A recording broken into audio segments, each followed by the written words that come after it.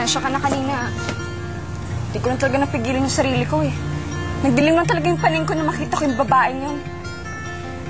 Feeling maganda kasi, nakakainis. Eh, sino ba kasi yun? Ba't galit na galit ka?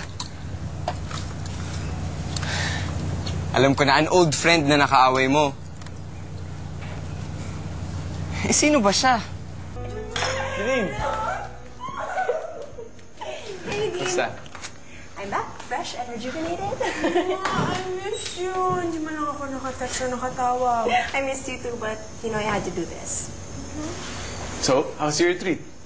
Super okay na okay. As in, grabe. Nag-soul searching ako doon. And? What did you find? Myself, my worth, and my independence. Wow, lalim nun, ha? Sige, dyan muna kayo. Kuha lang ang water. Okay, tapos kakwentuhan ko kayo. Okay.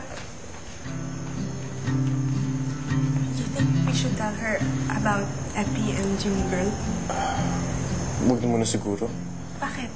Mukhang okay naman siya eh. Hindi na kailangan sabihin pa. Yeah, I guess it wouldn't matter to her, no? What won't matter? Na nagkakamabutihan na si Epi tsaka si Rima.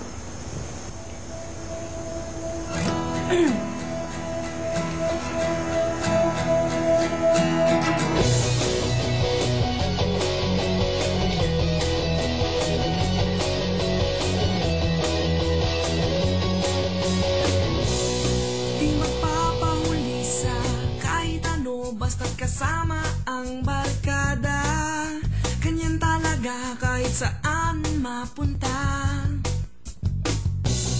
Di patatalo sa kahit kanino, kami ang bida dito. Nakikita mo ba, basta't kasama kami, panalo.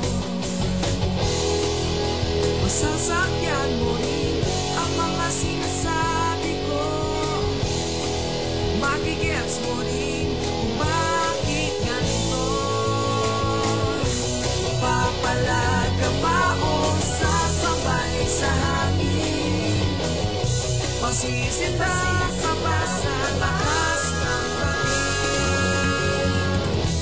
Huwag kang matutunaw sa init ng malulupit na mga tingin. Hayop lang sa forma, suwabe kung bumasta.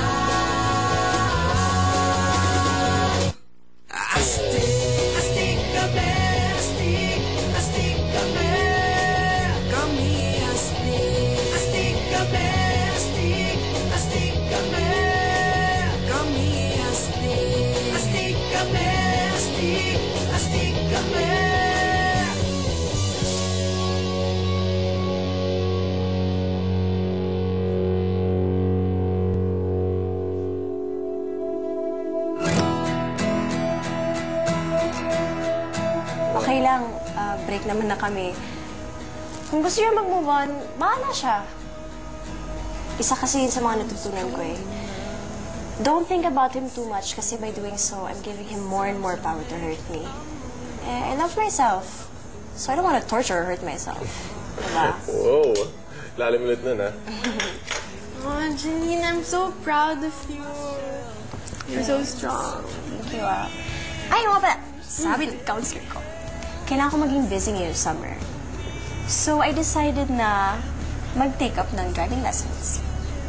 Teka, di ba hindi ka pinapayagan ng parents mo na mag-drive? Oo nga, dati yun. Kasi, di ba si Epi naman yung nagda-drive para sa akin? Oh. Syempre ngayon, kailangan ko na matuto, lalo na ngayon, wala si Epi. I doubt it kung papayagan ka ng parents mo na mag-drive. Ay, naku, bahala sila. Kung ayaw nila, gagawa ko sa sarili kong paraan. Din, ikaw na mag-drive sa akin. Naku, may advanced summer classes kami ni Ella eh. Ano ba yun? Ayoko naman mag-driving school. Gusto ko naman kakilala ko. Sino kaya? Alam ko na! Si Marty! Diba?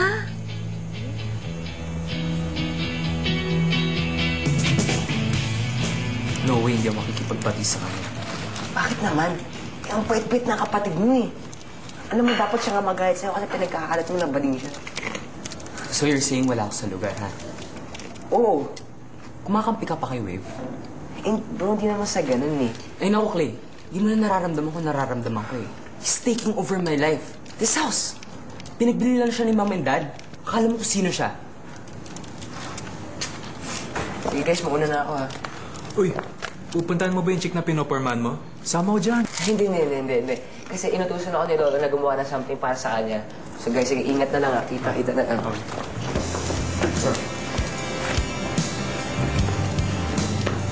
Blake, mauna na ako. May pupuntahan na ako. Sinabihan ko na si Inday kung ano yung luluto niya for lunch.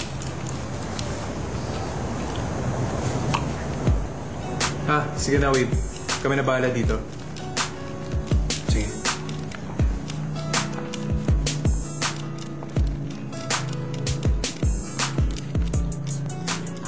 May news ako sa'yo.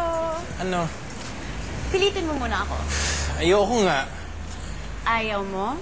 Tungkol kay Janine. So ano yung news? Ano kapalit? Ako maglilinis ng kotse mo for 1 week. Yes! So ano nga yung news? Bumalik na siya from her retreat. Sus. Old news na yan, ah. Alam mo naman pala. Tapos, nandito ka. Walang ginagawa. At ano gusto magawin ko?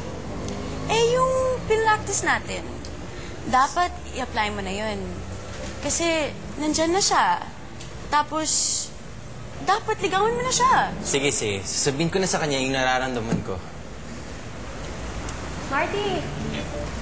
Hi, kanina pa kayo nandyan?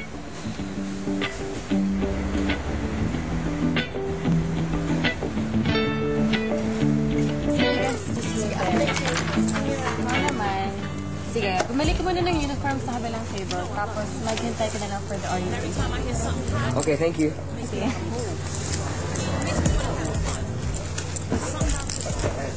Okay na kayo? Ha? Sige, oo. Sus, pinahirapan mo pa eh. Bibigay ka na naman pala. Hindi ah.